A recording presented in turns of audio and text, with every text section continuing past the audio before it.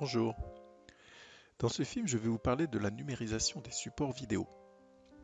Que ceci soit sur base argentique, on appelle ça aussi les bobines, ou sur base magnétique, on appelle ça aussi les cassettes. Après avoir rappelé l'objectif de la numérisation, je présenterai les différents types de supports de la vidéo. Ensuite, je parlerai des matériels nécessaires pour la numérisation, des procédés employés, puis j'évoquerai les deux techniques de numérisation des bobines argentiques, et enfin nous passerons en revue une petite armée de projecteurs. De quoi s'agit-il? Lors de vos derniers rangements, vous avez retrouvé des cassettes, des bobines, des bandes magnétiques. Et vous aimeriez bien voir ce qu'elles contiennent. Pour cela, il faut soit remettre la main sur l'appareil qui les lisait, soit les numériser pour les rendre lisibles sur un ordinateur, une tablette, une télévision. Par ailleurs, la numérisation permet aussi de mettre un terme définitif à la dégradation liée à la démagnétisation des supports. Quels sont ces supports? Remontons le temps. En 2004 est apparu le mini-disque. Il s'agit d'un mini-DVD enregistrable avec un caméscope spécifique. Après une opération faite par ce caméscope, il devient lisible aussi sur un lecteur DVD.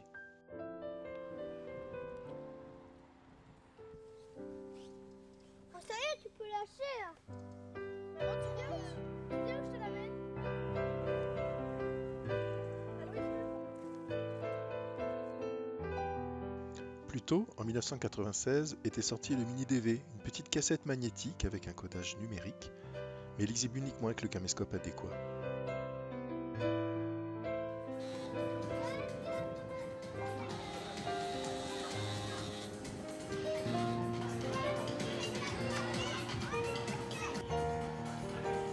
met des démons là. Alors, met À partir de 1985, Sony avait lancé sa gamme 8, tout d'abord en analogique, vidéo 8 puis H8, puis en numérique avec le Digital 8.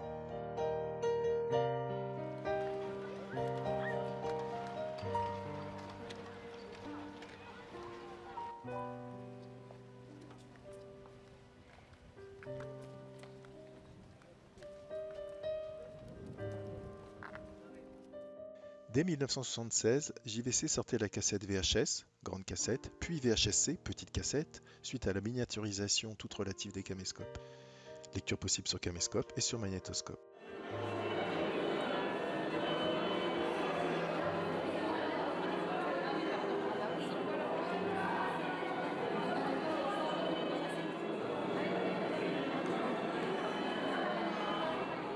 Et avant le magnétique, il y avait l'argentique.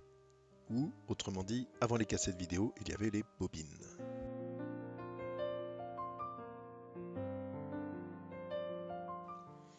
Des bobines contenant des bandes de plusieurs formats. On voit ici de haut en bas le Super 8, le 8, le 9,5 et le 16 mm. Kodak a sorti en 1965 le Super 8, une bande argentique avec une rangée de perforations nettement rectangulaire.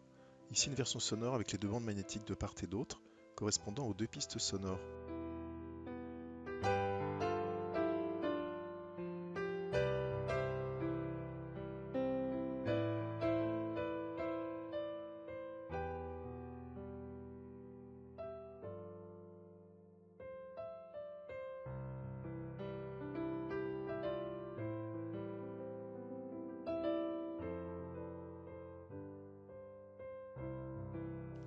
« 33 ans avant, en 1932, c'est aussi Kodak qui avait sorti le 8 mm, une bande argentique avec des perforations plutôt carrées, ce qui permet de le distinguer assez facilement du Super 8.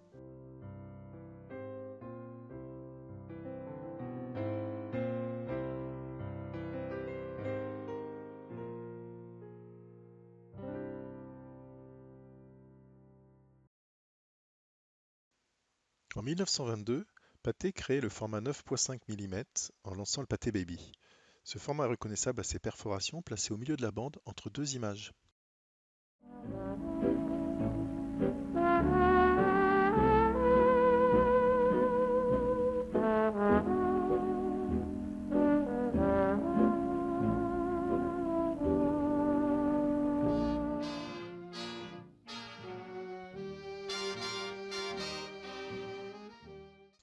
même époque, Kodak lançait le 16 mm, une bande argentique avec des perforations carrées sur un ou deux côtés.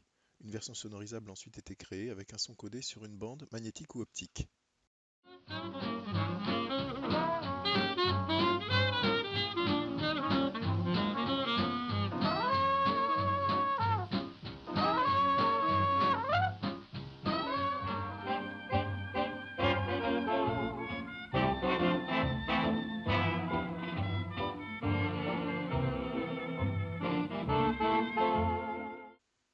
Maintenant, passons au matériel nécessaire à la numérisation.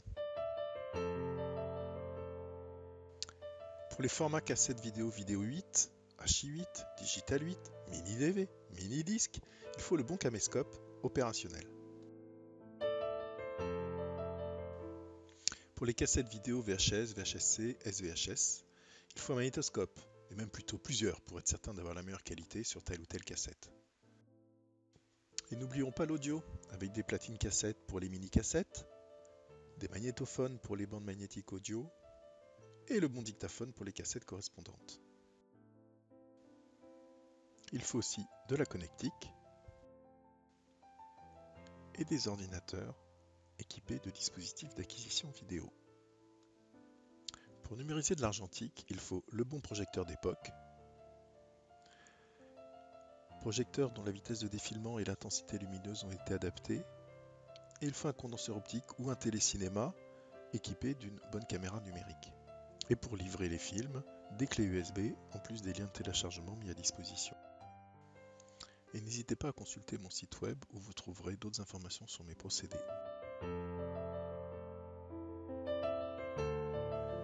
Il existe deux procédés efficaces pour numériser l'argentique.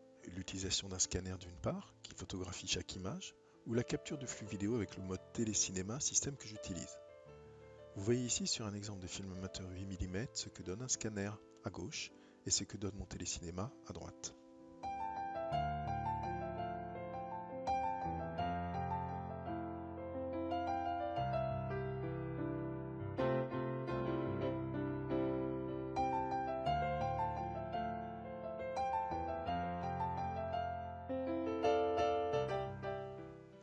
Merci d'avoir visionné ce film de présentation des activités. Vous trouverez plus d'informations, des témoignages clients ainsi qu'une fiche de contact sur mon site web christophetravauxvideo.fr. Et je vous laisse avec un petit défilé de projecteurs argentiques, tous apportés par de nombreux clients qui m'ont fait confiance, et ce depuis 2017.